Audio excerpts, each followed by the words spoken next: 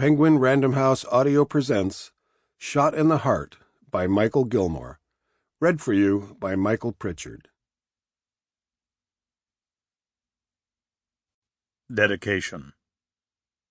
This book is dedicated to my brother, Frank Gilmore, Jr. He endured much to help me tell this story. Prologue. There's something the dead are keeping back. Robert Frost. The Dream. I have dreamed a terrible dream. In this dream it is always night. We are in my father's house, an old charred brown 1950s-era home. Shingled, two-story and weather-worn. It is located on the far outskirts of a dead-end American town, pinioned between the night lights and smoking chimneys of towering industrial factories. In front of the house, forming the border to a forest I am forbidden to trespass, lies a moonlit stretch of railroad track. Throughout the night of the dreams you can hear a train whistle howling in the distance, heralding the approach of a passenger car from the outside world. For some reason, no train ever follows this signal. There is only the howl. In the house, people come and go, moving between the darkness outside and the darkness inside. These people are my family, and in the dream they are all back from the dead. There is my mother, Bessie Gilmore, who lived a life of bitter losses, who died spitting blood, calling the names of her father and her husband, men who had long before brutalized her hopes and her love, crying to them for mercy, for a passage into the darkness that she had so long feared. There is my brother Galen, who died young of old wounds, as his new bride sat at his side, holding his hand, watching the life pass from his sunken face.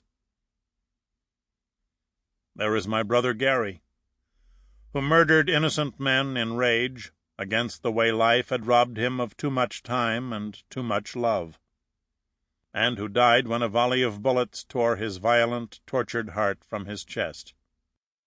There is my brother Frank, who turned increasingly quiet and distant with each new death, who was last seen walking down a road nearby the night house of this dream, his hands rammed deep into his pockets, a look of uncomprehending pain seizing his face. And there is my father, Frank Sr., who died from the ravages and insults of cancer.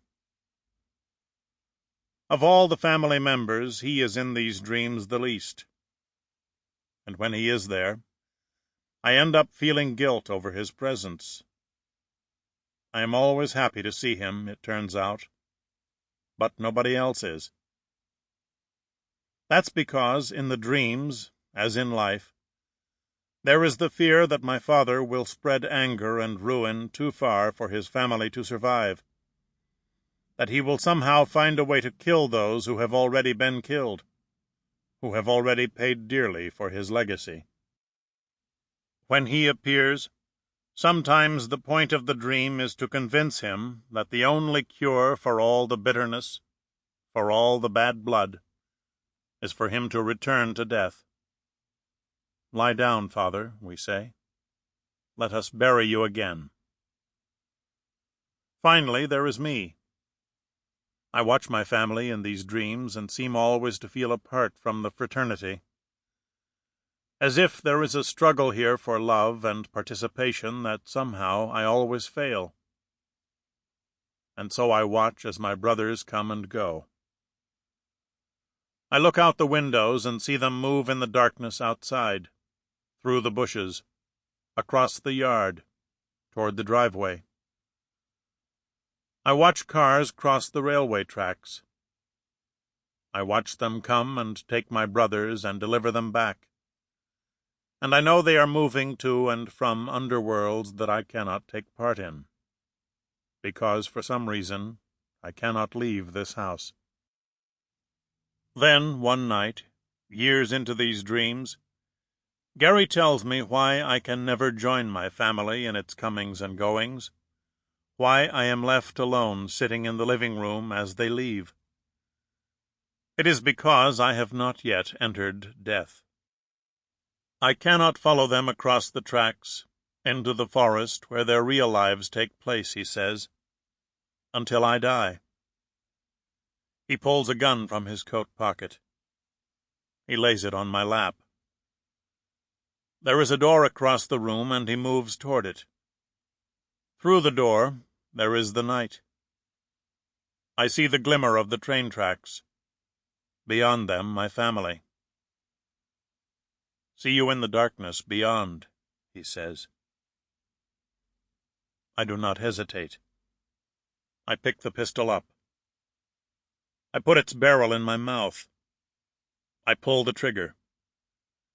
I feel the back of my head erupt. It is a softer feeling than I expect. I feel my teeth fracture and disintegrate and pass in a gush of blood out of my mouth.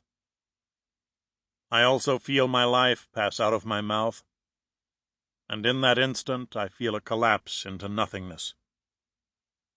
There is darkness, but there is no beyond. There is never any beyond, only the sudden, certain rush of extinction.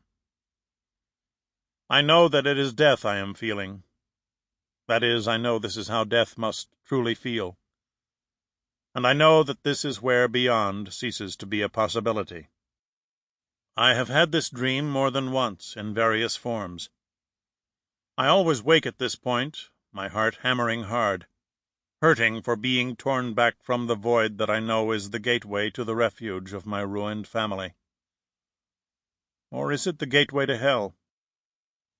Either way, I want back into the dream. But in those haunted hours of the night, there is no way back. I have a story to tell. It is a story of murders, murders of the flesh and of the spirit, murders born of heartbreak, of hatred, of retribution. It is the story of where those murders begin, of how they take form and enter our actions, how they transform our lives, how their legacies spill into the world and the history around us. And it is a story of how the claims of violence and murder end, if indeed they ever end. I know this story well because I have been stuck inside it. I have lived with its causes and effects, its details and indelible lessons, my entire life. I know the dead in this story. I know why they made death for others, and why they sought it for themselves. And if I ever hope to leave this place, I must tell what I know. So let me begin. I am the brother of a man who murdered innocent men. His name was Gary Gilmore, and he would end up as one of modern America's more epical criminal figures. But it wasn't his crimes, the senseless murders of 2 young Mormon men on consecutive nights in July 1976, that won him his notoriety. Instead, what made Gary famous was his involvement in his own punishment. His murders took place not long after the United States Supreme Court had cleared the way for the renewal of capital punishment. And Utah, the place where he had murdered, had been among the first states to pass legislation restoring the death penalty. But practicing it was another matter.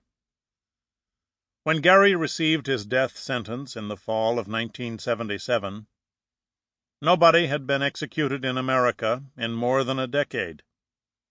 And, despite its new laws, the country still didn't have much taste for legal bloodshed. All that changed with Gary Gilmore.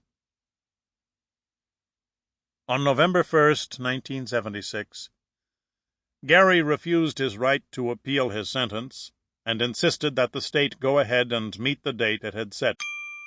Sample complete. Ready to continue?